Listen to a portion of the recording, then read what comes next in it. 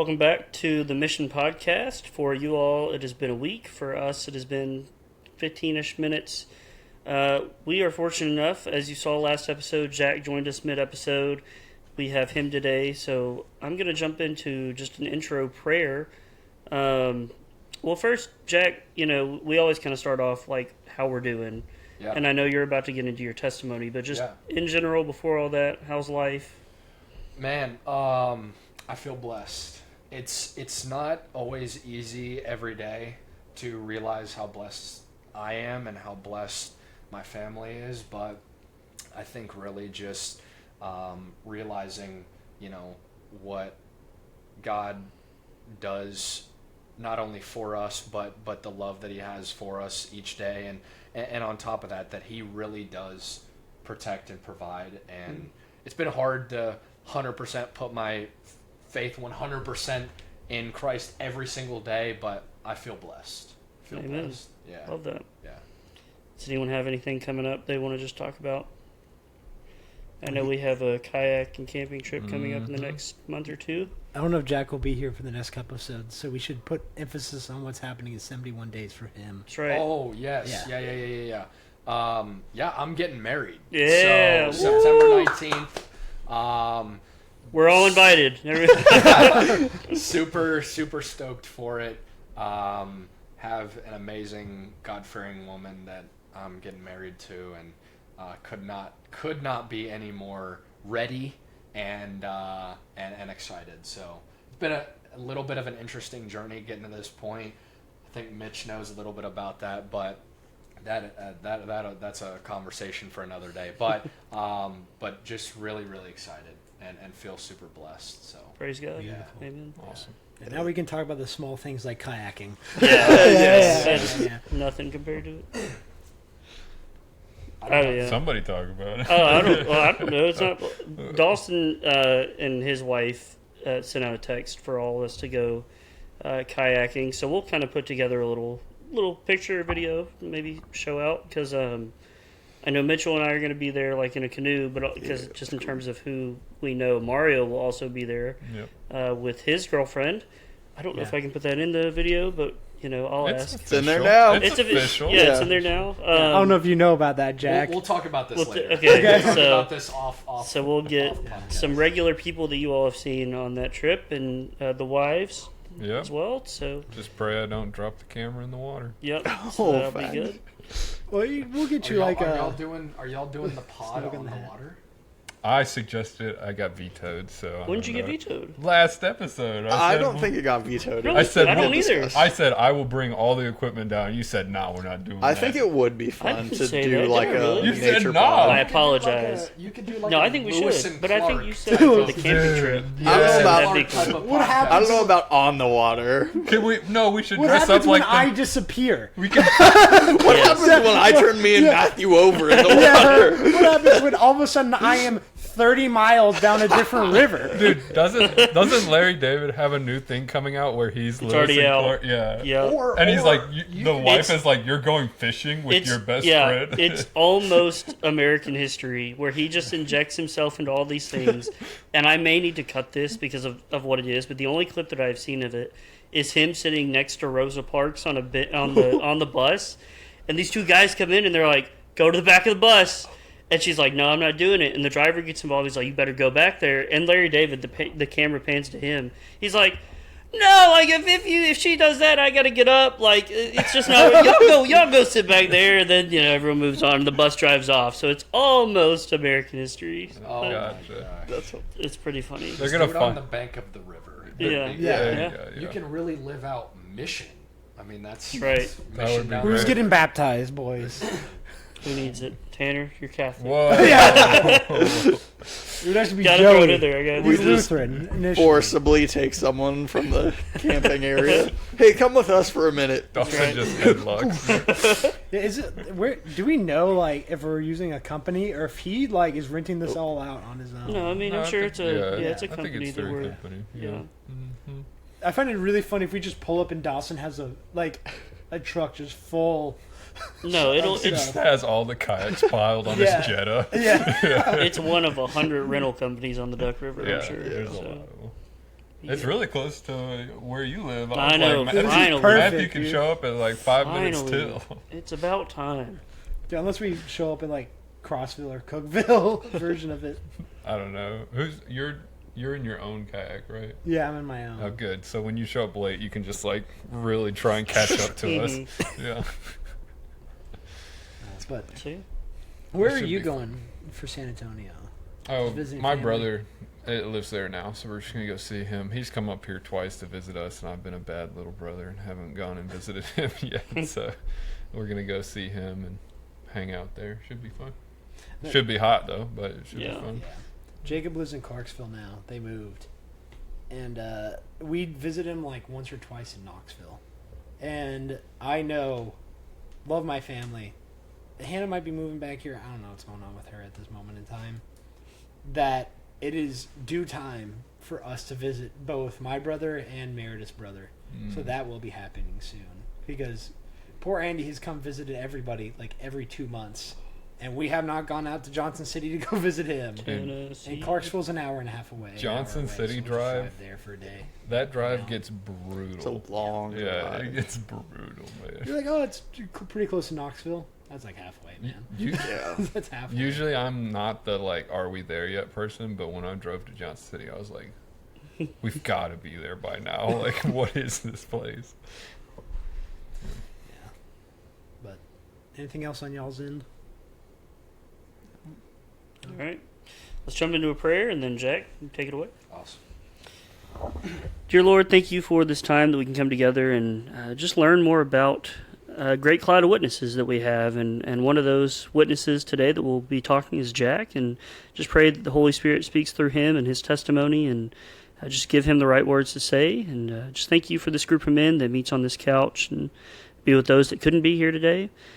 Just thank you for those watching and listening. And just pray for blessings over them and their struggles, and just, you know more about their situation than I do, and you are present in all of our lives, and so we're grateful for that, and we thank you most of all for your Son, and it's in him that we pray. Amen. Amen. Amen.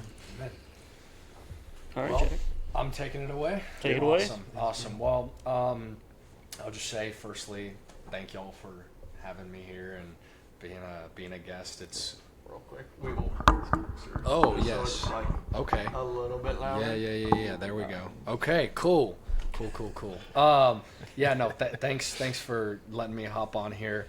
My testimony. Well, it's nothing that is insane or anything. A book probably will never be written about it, but that's okay. And I would really encourage anybody that's watching or listening. I've talked to a lot of people, and I wouldn't say counseled, but I've one person that's very close to me in my life. They really encourage me, because I used to say, oh well, like my testimony isn't worth sharing. Like it's just because I hear all of these testimonies, and I'm like, oh my gosh, like God so radically changed their life. And what I realize is that he radically changed mine too, right? Maybe I didn't, do all this or all that, but I was dead in my sin, and he rescued me from that. So I just would encourage everybody, whether it's y'all or anybody listening, just share it. Like, your testimony is meant for somebody. It's meant for God gave you the testimony that you needed to have for someone. And so I just would encourage you, go out and share it, be open about sharing it, and let God do his work. Just be there, be present, be open. But anyways, I'll jump into it. Well, to be honest, I grew up in a very, what I would say is kind of traditional Southern Christian house. Went to church every Sunday. Went to youth group on Wednesday nights. And my dad was always big on my dad was always huge about, he read his Bible every morning, did a devotional. He was always going to men's groups and things like that. He would tuck me and my brother in every night and pray with us, and it was so funny looking back. We would just pray about the most, like, just, I don't know, just the weirdest stuff. Not that it was like bad, but it just would be like little kid prayers, thank you for my toothpaste and my toothbrush, and thank you for just all that kind of stuff. And I look back on it, and it was, in a way, I kind of wish that I still had that kind of faith. Getting into the world growing up, I mean, everybody knows, just becoming an adult, you just see the world differently. And while I don't maybe have the same type of faith that I had then, that faith was so innocent and was childlike, as Christ calls us to have childlike faith. And I was just so, like, part of me did, pray because my dad was there and he wanted me to, but I also did genuinely feel thankful for my ceiling fan and my bed sheets and my toothpaste and all that stuff. And I look back, I used to look back on it and be like, oh, I was so terrible at praying. But now I'm like, man, like, give me more of that. Yeah. In a way. But that's getting off. But that was growing up. And honestly, I think a lot of people can relate to this, but I really honestly, like, just had I look back, very lukewarm, just kind of like not really that strong of faith growing up through high school, all that kind of stuff. I had a lot of growing up. I had some fear, some anxiety. There was this one guy that I had teach me at a church that I went to growing up. He was a Sunday school teacher or whatever, and his approach to teaching was, I think he ended up getting fired because he basically would just like scare you into being a believer, or at least like practice at keeping with your faith. He also, like, if you kept his reading plan, he would reward you with iPhones and stuff. Like, whoa. So being like in 8th, 9th grade, I mean, this dude was the best. He was awesome. I'm like, you're telling me if I read my Bible, I can get an iPhone 7? Like, I was all about it. Which, there's I'm sure we could spend a whole episode debating about, like, the fact that probably was a horrible way to teach the Bible to a bunch of 7th, 8th, 9th graders, but that's another story. But but there was this one guy, that same guy, he instilled a lot of fear into me. He would say, oh, you're likely to lose your faith in college. And while that may be true, I'm not sure that it was really appropriate in that moment. And so I had some fear about my faith, like, oh, I'm going to die, and I was worried about where if I would go to heaven. And obviously, I mean, I was like 12, 13 years old, and that's a horrible thing for, somebody of that age to think about. But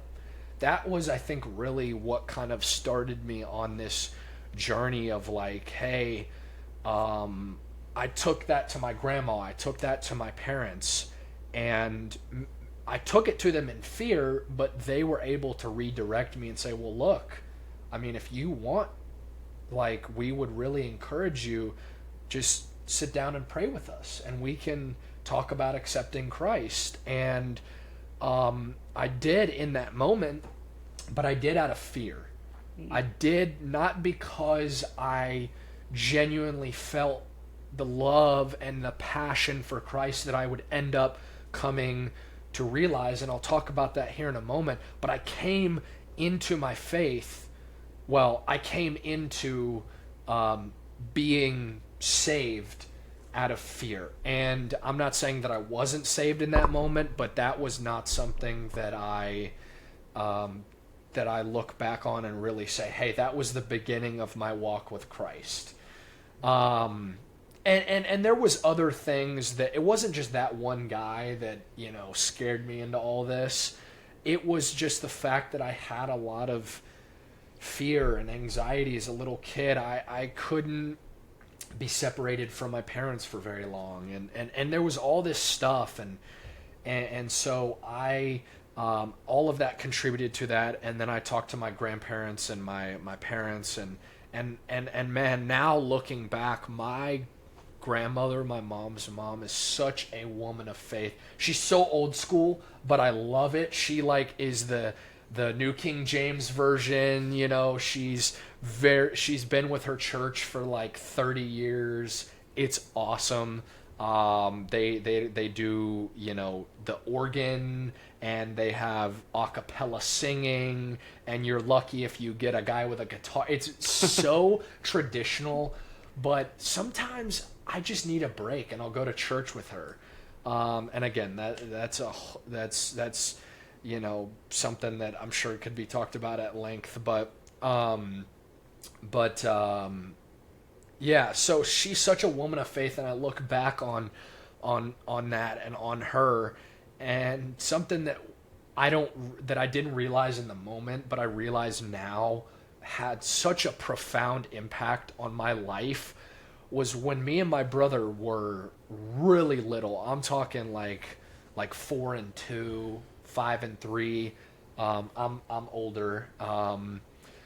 We would go over and spend the night at her house, and she would put us to bed, and we shared the same room, and sometimes we would share the same bed, and she would rub my head and she would sing old gospel hymns. And so all the time, some of the times that I felt the closest to Christ was the moments where like a church will sing old gospel hymns. And I never knew why that was, and I think it was because she did that. And sometimes she would sing like All the Children of the World, you know, real kid stuff, but then other times she would sing Amazing Grace. And to me, that is the most, like, everybody knows it, but it's one of the most impactful songs of my life. And I would go to sleep with my grandmother praying and singing over me and my brother. And so that was when I was a real young kid. And I look back now, and that was something that was just so like tone setting for my life and for my faith. And I don't thank her enough for that. But yeah. So anyways, just going back to like kind of growing up through high school. Again, went to like a mega church, or I would say a very large church. I mean, Ben, I would call it a mega church too. Yeah. It's like a smaller mega church, but I would still classify it as so that. Definitely lived the mega church life for sure. Nothing wrong with that in that moment, in that season. That was a long season of my life. Went there from kindergarten to literally like up till COVID, which was my junior year of high school. And then COVID. And that really, I think some of the friends that I had started to make at the new high school, that I went to a new high school, and I really just started to get into different groups. It's funny, I went to church less during COVID, not because I had less faith, but just everything was closed and whatnot, and I was more distant in terms of like the acts and my works of faith, but yet God put so many people in my life that ended up being the people that would really help lead me and take me into the bold, passionate faith that I would get. And so it's just funny how the Lord works like that, where I didn't really feel like there was a lot of stuff that was going on with that mega church that I was going to. and things that I didn't really like. And so us as a family, my family, we left. Like, we left the church. We watched church online for a while, and that just hurt. I mean, that's just like, you know, you need in-person worship, in-person church. It's just so distracting watching it on TV and whatnot. And then some of my friends were like, hey, let's go to this church up in Nashville. And I was like, okay, cool. They're open, and it's better than what I'm doing now. I didn't realize in the moment this was a charismatic church, very charismatic church. And it absolutely rocked my world because I went from a church growing up, or churches growing up, where, and again, there's absolutely a time and place for the church that I went to. I love it. It was what I needed when I needed it. But it was a very traditional, like, hey, you show up in your suit and tie, you sing some worship songs, you hear a sermon for an hour from in front of, 1,000 people or however much it is, and then you leave, you go to the meet and three, and then you come home and you watch the Titans, on TV, and so that was what it was like. And it was very kind of just, I don't know, it felt very like, Regimented? It felt very like very regimented, very just like, I don't know, in a box a little bit of a way. And then I go to this charismatic church, and everybody is just singing their hearts out, and they're raising their hands, and there's even people with like flags and running up and down the aisles. Oh, wow. And it was absolutely, I almost felt like I wanted to leave. I didn't want to come back because it shocked my system so hard. And can I pause you for a second? Yeah. Is like a charismatic church, is that like a denomination, or is that can somebody explain that to me? The Pentecostals do it a lot of the time. It's yeah, just a style. That's what it sounded like when you said running up and down the aisle. It was sort of so the pastor, the preacher, it was Legacy Nashville in East Nashville.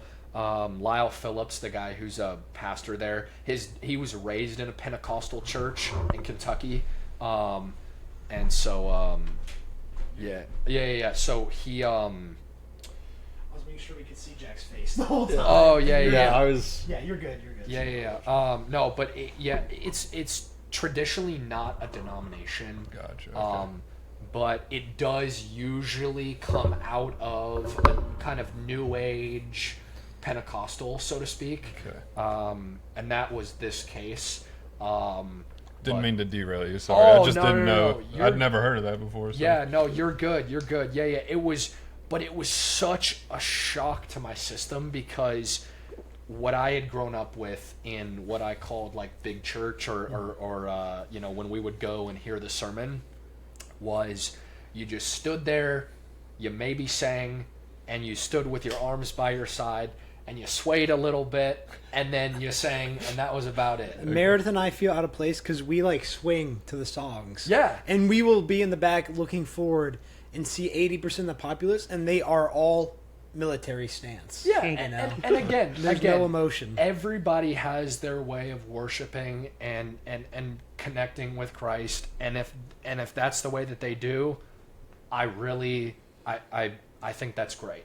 But I went to hand raisers, people, like screaming the songs, people with flags running up and down the aisles. I mean, somebody's probably on their knees praying. Yeah, somebody is like curled up in the fetal position on the floor, like, whoa. Yeah, it was unbelievable. But what was so special was that God put me where I needed to be in that moment, because my faith was just so like just in a box, very regimented, very just check the box kind of thing.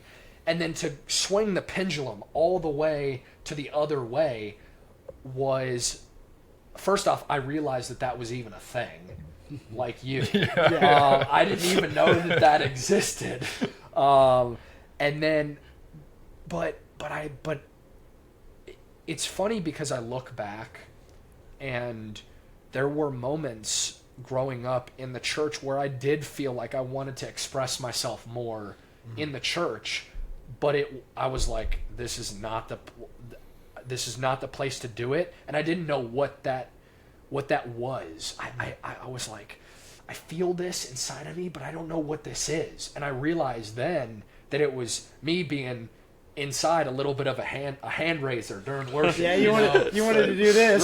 Right. You thought it was... But I didn't feel comfortable, and I don't do it all the time, but there are moments where I'm just like, I just need to just open myself up and give this all to the Lord. But and the worship was, I mean, it went on forever. And yes, they had, electronic they had synthesizers and all the rock concert type stuff, but people were so just like, I mean, it was the songs were different, everything was different. And so the point is that what I realized with that, and sorry, even the sermon, like, the guy gets up there, the pastor, he gets up there, and he's in like, like skinny jeans, a t-shirt, and a beanie. And I'm like, I am used to somebody coming up in like basically a suit and tie. What is this? And everybody else was in sweatshirts and sweatpants, and again, it just was so crazy to me. But everybody was just so bold in their faith there. Everybody, I felt the Holy Spirit there. I really, in a big way, realized that I don't know, that things were different in the best kind of way. And that there was movement of the Holy Spirit, that there was people that were really, truly, like, they were there because they wanted to be there, not because their family took them there, or because it was a Easter service, or because it was people that were so radical and so bold in their faith. And over time, that started rubbing off on me, and I really started to connect with the Lord in a big way. And what I realized was that the faith that I had was belief. It wasn't necessarily, living the life that a believer should live. And it was like, okay, well, I believe and I say that I'm saved because I want to go to heaven because I'm scared.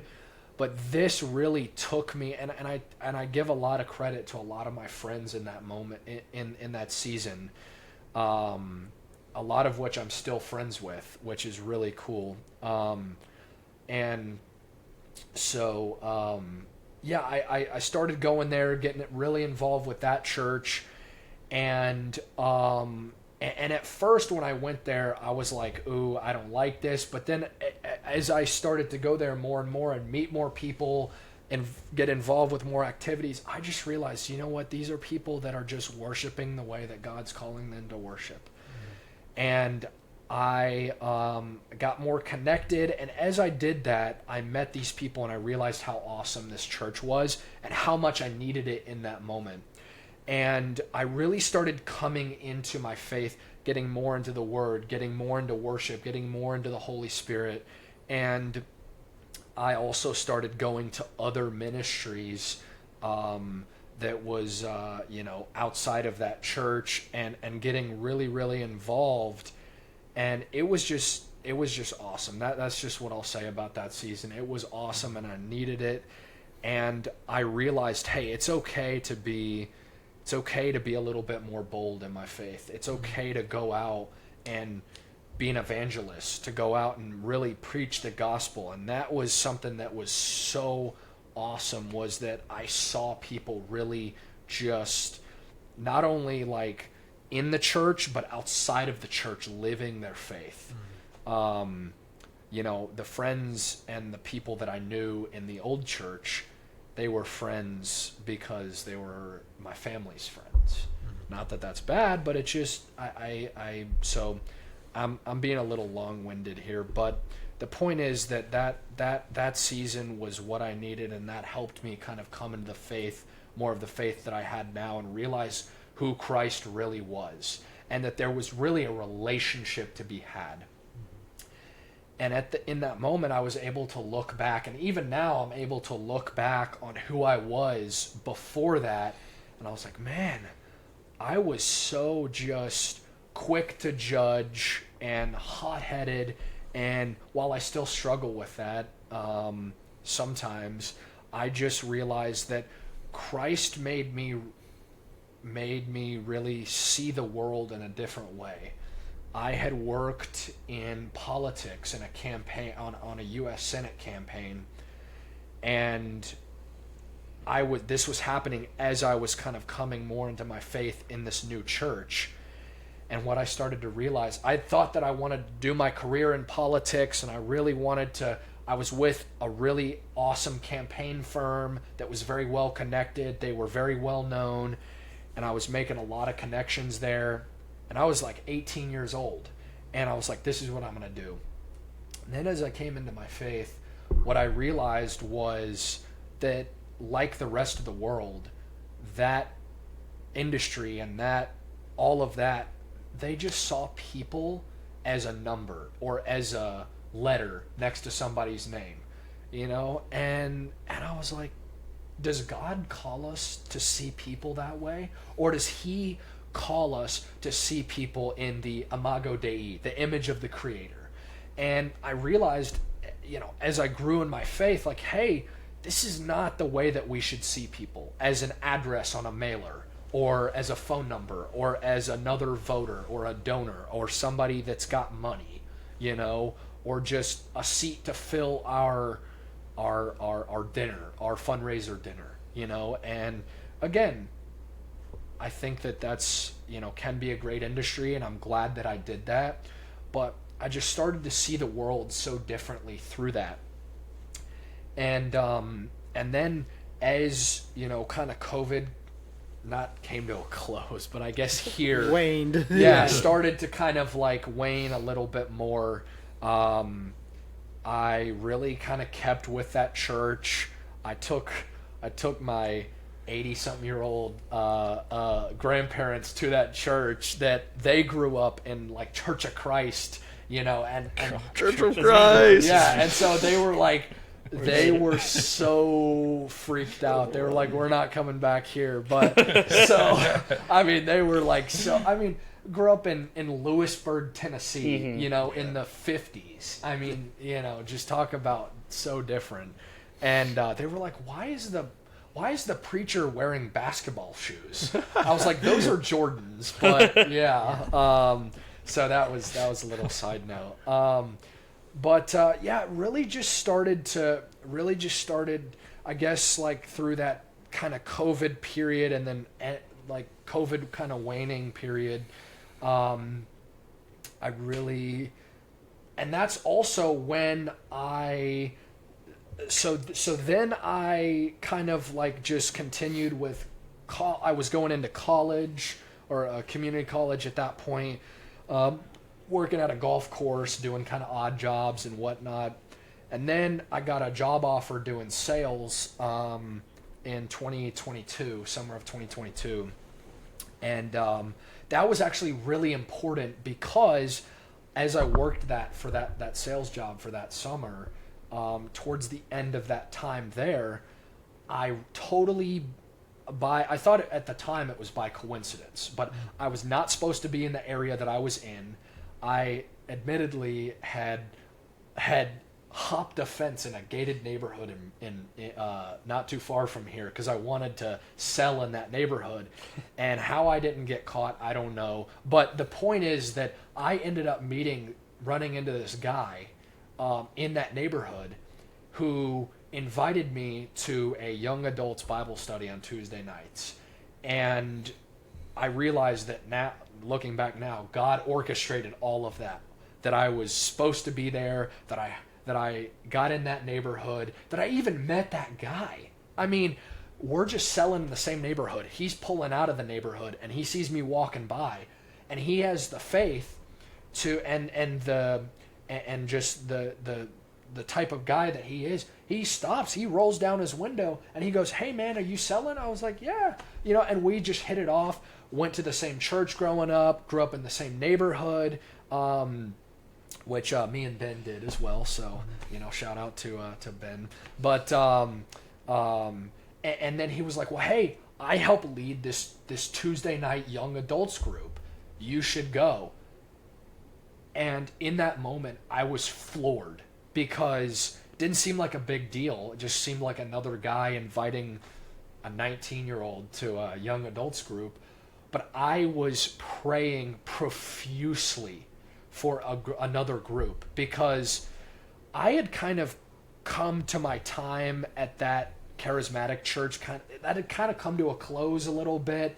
That season was kind of ending, and it was what was needed. But he invited me to this Tuesday group, and he was like, "Hey, it's a bunch of awesome, God-fearing young adults. It's in Brentwood." And it was also just so happened to be like literally 8 minutes from my house. So talk about God working.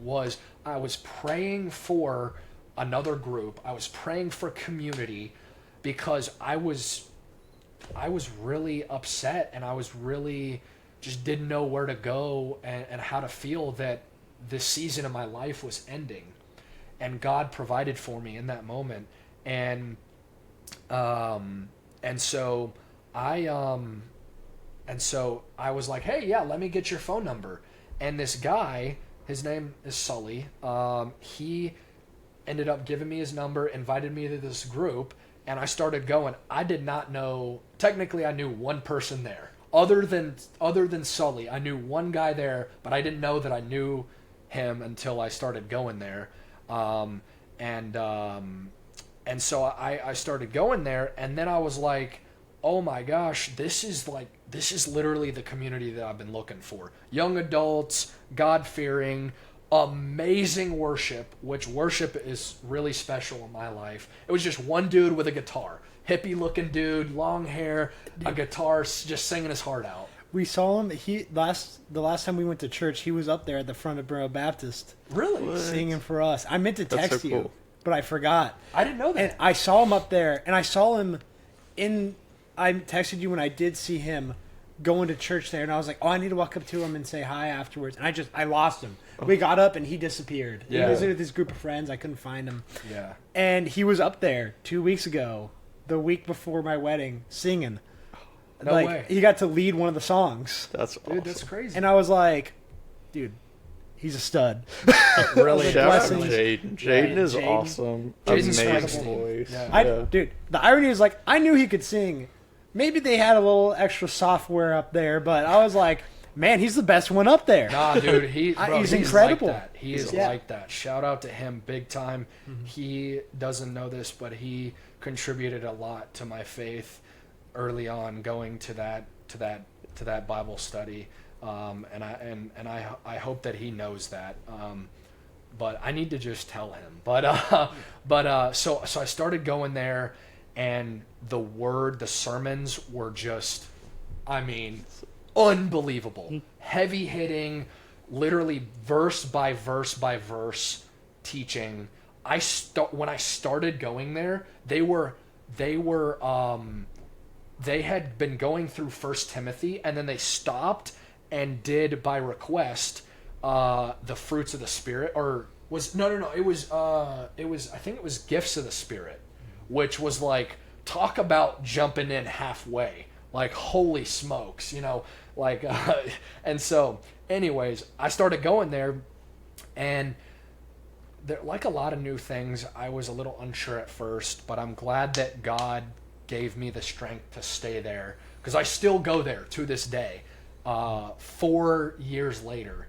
But I was like, I went there for a little while, and then started following this guy on Instagram, because I thought he had cool trucks, and I was like, And I realized, hey, we went to the same school, and then this dude, or we used to go to the same high school, and then this guy started posting Bible verses, and I was like, that's pretty cool. I didn't realize you could have cool trucks and be into, be into church or whatever. And so I just DM'd him on Instagram and was like, hey, bro, I think we kind of know each other. I kind of remember you from high school a little bit. You got sick trucks, and I love that you're, really getting into your faith on Instagram. And that man was Mitchell Waller. So I just hit him up, and I think we just DM'd for a little while or whatever. And then I was like, hey, you're pretty cool. So you want to come to this Bible study that I'm going to?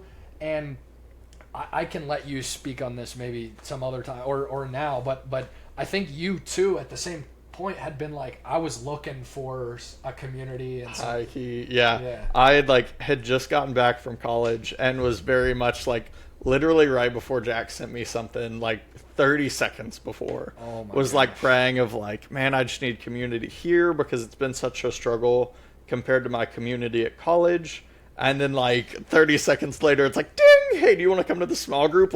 Absolutely yes. Yeah. So So I hit him up. I had been going for, I think, a few months at that point. And then we literally started carpooling to church. We would get there. Sometimes we'd get there early and hang out for a while. Sometimes we'd get there right on time. And it was just, the worship and the sermons were just so heavy hitting. It was what I needed. I think it was what you needed in that season as well.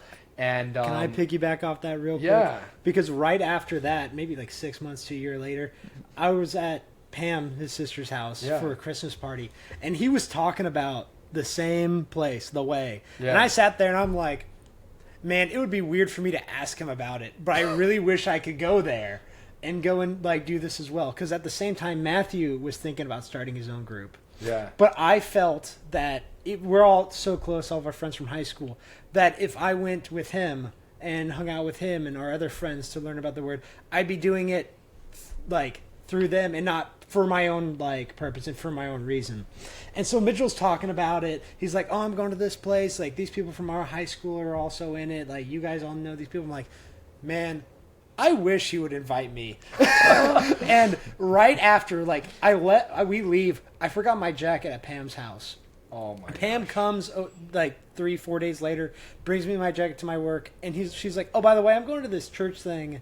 Do you want to come with me?" I'm like, "Oh no, I don't want to impede. I don't want to cause any issue for you." She leaves. 5 minutes later, I'm like, "Why did I do that? I should have just gone. I'm an idiot." And I text her. I'm like, "Hey, I can't make it today, but I do want to make it next week." And Love so that. you bringing him, brings Pam, brings me, all of us. Yeah. Well, at the time when I was there. going, we were meeting at the people who led it, their house. Yeah. And that was so special. It was unbelievable. It felt like, I don't know if y'all have ever been to a house church, but it felt like a house church, honestly. And I met some of my best friends there. I kept going, I got better friends with the guy Sully and then brought you, and then you came along eventually, and then met Sean, met Mario, Steven got roped in somehow. There was a lot of people that got roped in. I don't have no idea how they did, but we met there, and then anyway, so I'll fast forward a little bit. My time at that summer job had come to a close, and I really, really, really was just so profusely I was so anxious, I was so nervous. I was like, my parents are getting on me really hard about finding a career job, something I can really start to, a big boy job, so to speak. And I thought my summer job was that, but that ended. And so I say this just being vulnerable here. There were moments after that ended where I literally there was some days where I would walk my dog in the morning and I would listen to worship music and I would literally just cry because I was I just felt so lost in not my relationship with Christ. I guess technically I was maybe, but that's a whole other. Anyways, the point is, I was getting so much pressure, and I just dropped out of college after 1 year, and I was under these strict rules and all this kind of stuff, and I just prayed to God, like, I just need to trust you. God, help me trust you more in this season. And then from there, as I got closer to Sully, he was like, "Hey man, you're pretty cool, and you've worked in sales. Why don't you come interview at the company that I work at?" And this was like a legit job. And I was like, "Dude, the Lord is answering my prayers left and right." And just putting everything together. And so he was like the top rep at that company. And so I interviewed once, and they said no. And then, of course, I went back to just being so just distraught and just over myself. And but God had a little something up his sleeve, because I kept in touch with that manager or whatever. And so that guy, or excuse me, I kept in touch with that manager, and he hits me up a few months later. He's like, "Hey, we're done training all of our new guys. Why don't you come in for a second interview?" I was like, "All right, bet. Let's do it." So I came in, and mind you, at this point, I had just turned 20. I mean, I was a little pipsqueak, okay? And probably still am in a way, but I came in, second interview.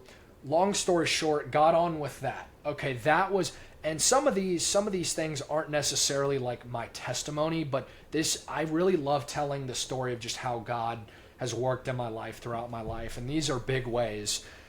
And then that job was great. I loved it, but there were some things that happened there, and that job came to a close in a really bad way, unfortunately. I got let go for some reasons that were outside of my control, and I was getting treated unfairly and blah, blah, blah, and all this kind of stuff. And the close of that job, when I got let go, same thing happened before. I said, "God, why is this happening? I feel like I'm lost. I don't know where to go. But I'm going to trust you because you took care of me once, and I know you'll take care of me again."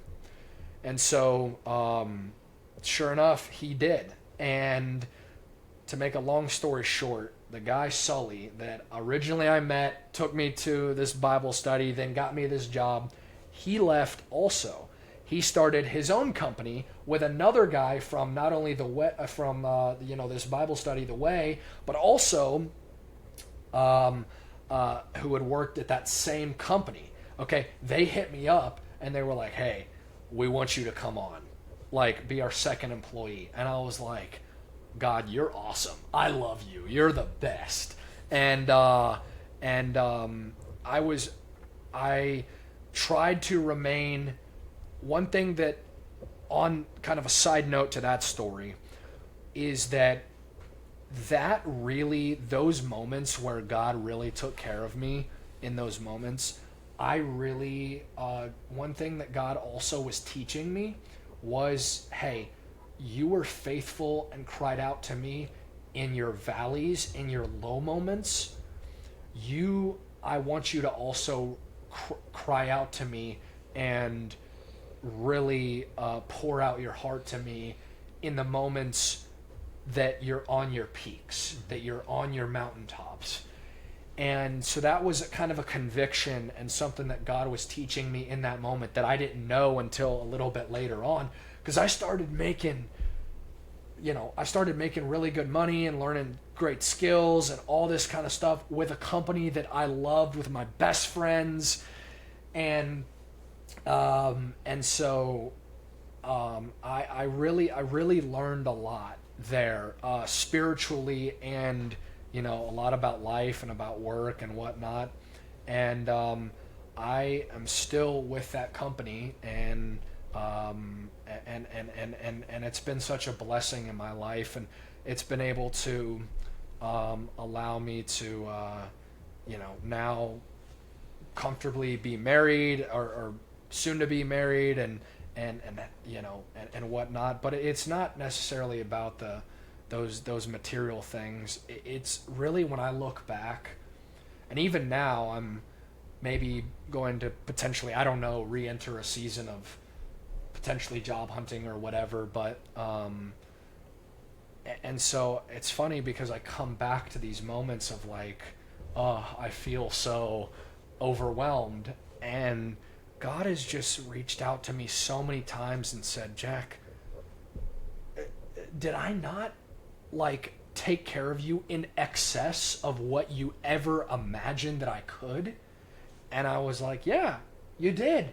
So that is, I guess, so in terms of a testimony perspective, my faith is far from perfect. I still have ups and downs. I still, have seasons where I, am closer and maybe feel a little bit farther away. But one thing I will really say is that as I've started to enter the season of coming into marriage, being engaged, it's really started to weigh on me like, hey, my responsibilities, not only as a man, but as soon to be a leader of a household, is not something that I should be taking lightly. This is something where I can't just have the faith that I used to have. I have to literally, it is my responsibility to take my soon to be family and lead them in our faith, and lead them into just continuing to live righteously, live obediently, which is super important, and then also just making sure that I myself am doing that and being a good leader. And so as I've started to get kind of into the home stretch of engagement, God has really started to, it's funny how God works. Like, there's all of these things happening at once where I'm moving, into an apartment, and maybe job hunting, and also being engaged and wedding planning. And it's just crazy. But I know that God's trying to teach me something in this, and I believe that it's continuing to trust Him. I believe that it's just a lot of different things. Patience. Oh my gosh, patience is huge. Also, having humility. Humility has been big, because there's been some things recently that I've not been super thrilled about, and I was like, oh no, I know I'm right. Like, I know that I'm right, and I'm better than that. I'm more qualified than this person or that person. And God has just said, whoa, like, dude, I'm taking you into this season not so that you can prove how good you are to everybody else. I'm taking you into this season because it's just a different time in your life. And so I'm learning humility, and also just what it looks like to be I'm beginning to learn what it looks like to be a spiritual leader. So yeah, I guess we're here now, and I'll open the floor. Do y'all have any questions about my life, testimony, faith, anything like that, or advice, or just, I'd love to hear from y'all. I'm going to make a comment that is superfluous before they ask actual important ones. Yeah. How much older is Sully from you? Do you know? Oh, he's like I think 6? he's like no. I'll be 24 in a few months, and he's like 31. Okay, so yeah, about maybe 7 okay, years. so I think Sully graduated high school the same year as my brother. I'm pretty sure. Yeah. And the irony of that is Jacob and I look very similar. And I know for a fact they were friends in high school. Yeah. At least friends, like, they know each other. Yeah. And I met Sully. And Sully had no idea who I was. Every time I met Sully, I'm like, how are you doing, Sully? Because we went to high school together at the same time. And I would see him across the hall. So he's a pretty recognizable person. Yeah. And he'd be like, hey. And I met him multiple times now, and he's like, I'm so sorry. Like, could you remind me of your name? Yeah. Sully is like a very personable, great human being. I don't think he's made that connection yet. That he knows my brother or me. Well, from high I'll school. just. You don't say- have to tell him. I find it really funny every time it happens. Well, I'll just say this: you are far from the only person that happens to. Yeah. I've known him for 4 years, and he's literally my boss, and so he does that all the time. But Yeah. anyways, so yeah. But do y'all have anything for me or questions or anything? I'd love to hear from y'all. You started off by saying that a book wasn't going to get written, but I think if you did write a book, it would be titled "Giving Everything to God." Oh my gosh. Everything that you've talked about so far, you have pointed back to God, not to yourself. I think that's very admirable in your faith. It's a very big reflection of who you are. Well, I'll say this: it's not easy. Sure. It's really hard, unfortunately, because our flesh just, especially as men, we are just like, hey, I'm going to take this and I'm just going to conquer this. And then you get absolutely beat down and you're like, okay, you know what? God, I need your help. Yeah. I needed you from day one. I should have just listened to you. Yeah. But yeah, so sorry, continue. You talked about different seasons in your life where you needed things. Can you look back and see, like, were there any times that you thought what you needed didn't match with what God needed from you? Wow, man, that's a great question. You know, I think that where what God needed was different than what I thought that I needed. Well, I think I didn't. Maybe looking back, I never realized those in the moment. Sure. But I look back now, and I mean, I think that everything that I talked about was like, I've seen so many things where I will just will my way into having an open door, and God's like, no, like I'm shutting it. I don't know. There's a lot. I'm sure that there's a few things. Nothing crazy specific is coming to mind, just because I think that there are so many things. Mm-hmm. But I look back, and I just think about what I think. I'll use a generality. Sure. Okay. I look back to that moment that I told you guys about, where I was walking my dog and I was just crying my eyes out, listening to worship music. And I will never forget that moment. I remember it like it was yesterday. And I literally just stopped in the middle of the road and just like looked up at the sky and just was like, God, I don't know what to do. I think I look back and everything after that, because what I had in my mind was just so, I could have never in 1,000 lifetimes began to think that God could work in the ways that he did, whether that's with job, whether that's with people. One thing that I've realized, Matthew, I think now that I'm thinking about it a little bit more, is people in my life. I thought, and I think that we all maybe at some point have thought that the people that were in our lives will stay in our lives forever. And that was something that was hard for me when I got out of like ninth grade, because I went from a private school to a public school in 10th grade, and I had those kids that I went to school with, then it was the same group of people for years and years, literally K through, or 3rd through 9th, same people, the same thing. And I had never really had different friends in my life. Yeah. And whether it's friends or spiritual leaders or mentors, I think that I really wanted some of the people in my life to stick around forever. And God just said, hey, you know what? I've got new people. I've got new groups. I've got new things. And And Matthew, now I'm able to be a lot more aware of that question, and I try and ask that question to myself of like, okay, when I feel as though there's a new season on the horizon, I really try and say, okay, it always starts the same. It's hilarious. It's like, all right, Jack, I'm doing this by myself. I'm doing this. I'm conquering this. I'm opening this door. And then I step back and I'm like, okay, I just feel more turmoil this way. And so I have become aware of like, okay, God, I don't know what you have, but again, coming back to like, hey, I trust you and I'm going to put this on you.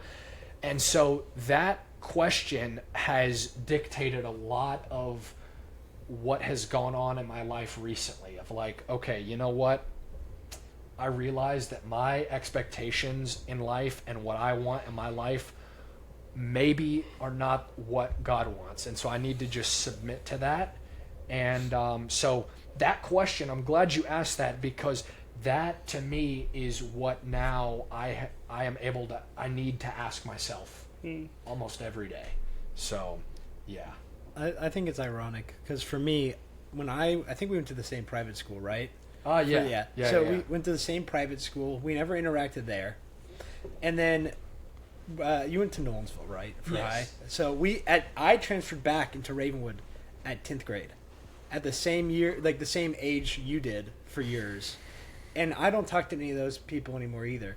But the irony is Matthew, Dawson, Dalton, Drake, all the other friends that we have, we all went to middle school, or some of us elementary school together. Like Michael and Nick weren't able to make my wedding, but I've known them since 3rd grade.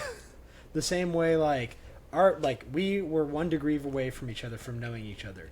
You and Mitchell were 1 degree away from knowing each other all the time, right? Yeah. For your friends from church, when you went to the charismatic church, are you still really close with all of them? Because you never know. Like if you're not, 10 years from now, Christ might be like, "Hey, here they are." I would say that there's like 1 or 2 people that I still kind of keep up with, but one guy that I'm maybe close with, his wife is my real estate agent, so but not really, honestly. And that really, to me, it really hurt because that season came and went so quick. And those people, I really felt so invested with those people. And because I came up in my faith as they were kind of coming up in their faith as well. And there was this big group of us.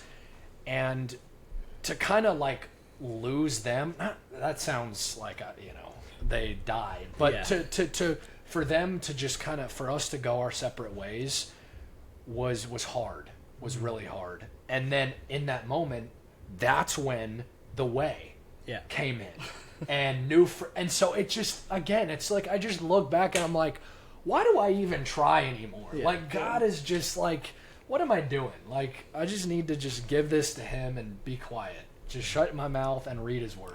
But anyways, so yeah, but well, I appreciate you guys letting me share. Well, you got one more thing. Yeah. Talk about, I'll preface it a little. You and Felicity meeting, which she's amazing. Like, y'all are amazing. Yeah. Thank you. We love you guys. But also, I'll preface it by saying we would sit outside of the way when it was at the house and talk about, like, our futures and stuff like that, and like dating lives and everything, and like just being 2 guys that are like, man, like we just want like a godly wife, like something like that. Yeah. I'm still obviously in that season, but you were out of that and have an amazing person you were engaged to, and just what did that look like for you? Yeah. Oh my gosh, man, you're bringing me back big time for sure. Yeah, we'd sit there sometimes like literally for hours and hours. Like we'd be like, it's 11 p.m. We gotta go. Luckily, we were in seasons where we could do that, where we could just be out super late. Now it's like, dude, I gotta get home. Anyways, yeah, so we would, there was just so much like talking and all that would go on. And so looking back again, just like, I didn't even really necessarily like will that or have any input in that or whatever, but how I met my fiance, it's funny because she went to the same high school that I did, a year below me. I didn't know who she was at all, but talk about another thing in my life that God really set up that I didn't realize until years later. When I went from that private school to the public school here locally, I met this one friend, okay? And this friend would end up being one of my best friends, and she too was new, okay? Had moved here from California, and we hit it off, and we were good friends. It was never anything more than just being really good friends or whatever. And so, long story short, that friend, we stayed in, graduated high school, we were super close, stayed in touch, yada yada, the whole nine. And before I go into my fiance, this friend was actually the friend that ended up taking me to the charismatic church and introducing me to a lot of those friends. And so again, like, when I went from this private school to this public school, I went from having a class of 20 to having a class of like 300, okay? And, or 250 or whatever it was. And I didn't hardly know anybody. I wanted to go back so bad. I just was at a really low point in my life. And my mom, bless her, made me stay. And I'm glad that she did. The private school was pretty expensive and they didn't want to pay for it anymore. But also, she knew that it was the right move. And I really wanted more of the real high school experience, and so that's why I moved to that school. And I just didn't need that private school anymore. But I became good friends with this person, and then as both of us were growing in our faith, the way that I got introduced to all of these friends that I made and this new charismatic church was through that friend. Then fast forward, that season ends. And we keep in touch. We're still good friends, but we slowly kind of, start to grow up and have careers and things like that. And this friend was still in town. Now that friend lives in Boston. But her and her mom and her sister ran a women's Bible study group. And this friend's family, apparently, through friends of friends of friends, mutual connections, knew or at least got introduced to my now fiance. And I went and was hanging out with and just was getting lunch with this friend. And one day she comes to me and she's like, Jack, there's this girl at my Bible study that is super attractive. She loves the Lord. She's single. She has a great family, and her parents have land. I was like, land? Not, should have been focused on other things. But no. It's a great dowry. Mm-hmm. Well, it's funny now. Now her mom came to me like 3-4 months ago, and it came full circle because she was like, hey, would y'all ever want to build a house here? Yeah. Yes. Where do I sign? So anyways, funny how that works. But in all seriousness, in that season, I just started with that new company that Sully had started.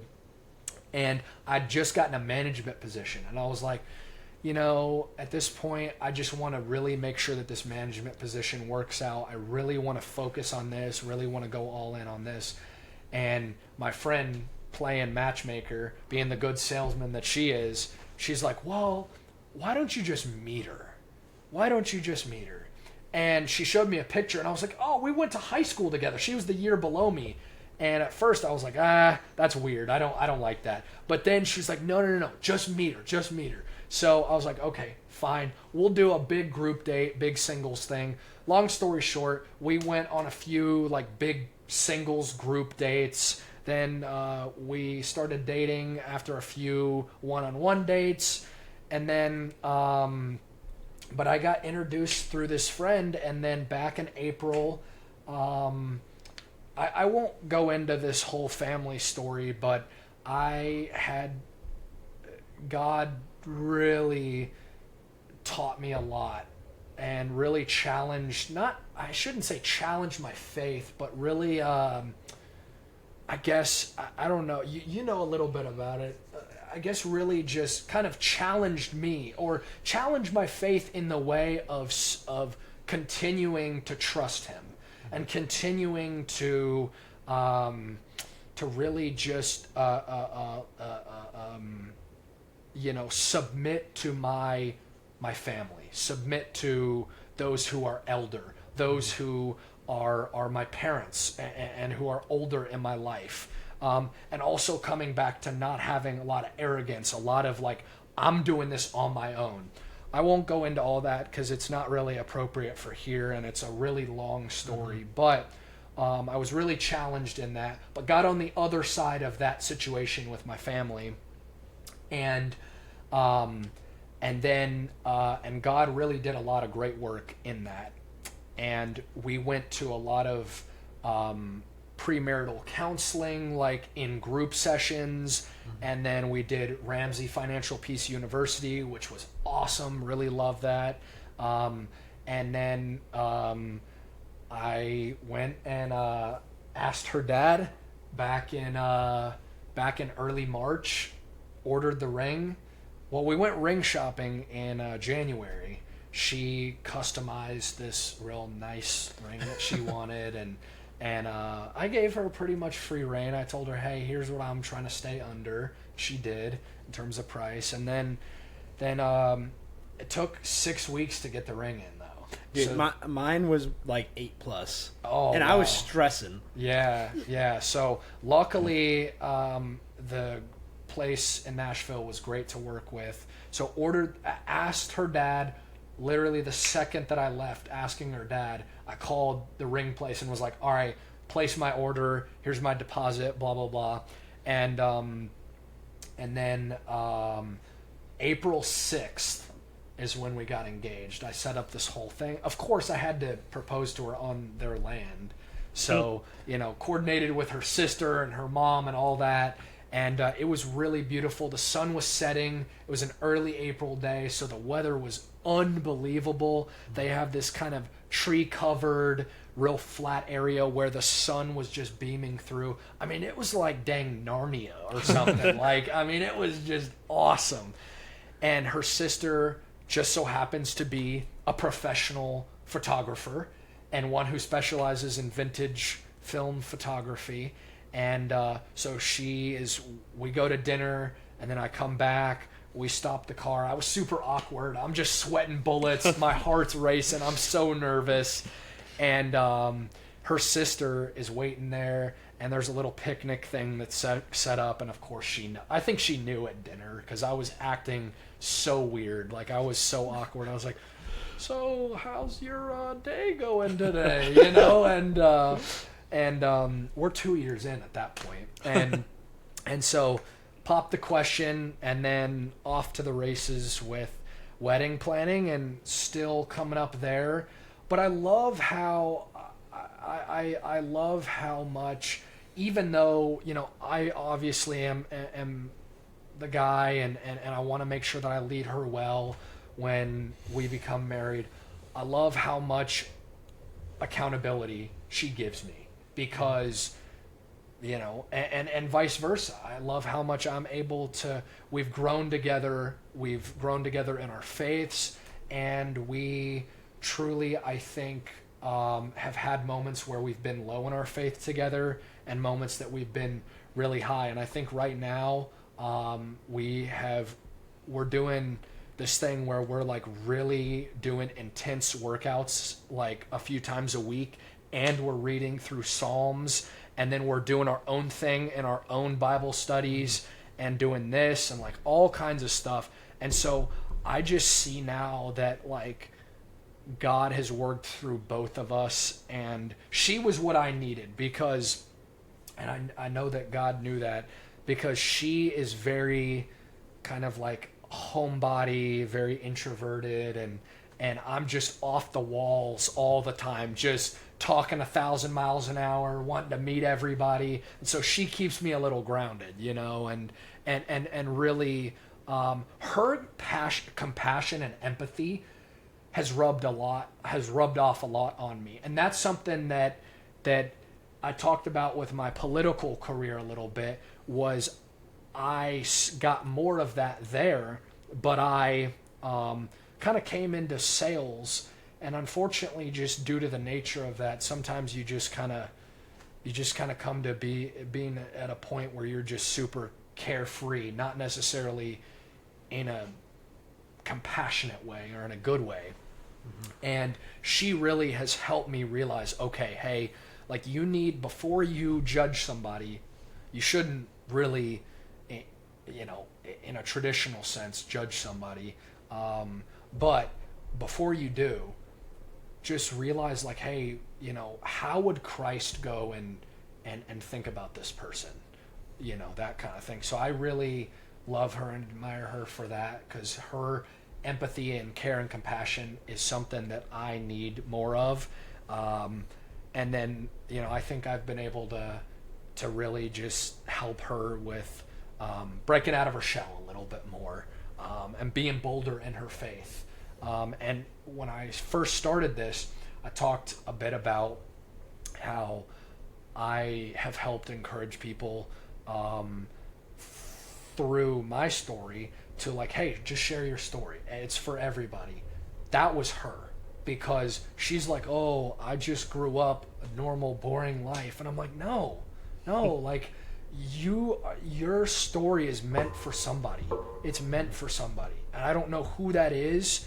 It may be more than one person. But what God has given you in terms of your personality, your faith, your skill set is so much different than mine, each of us. And there are things that I can't do that y'all can or she can't, and vice versa.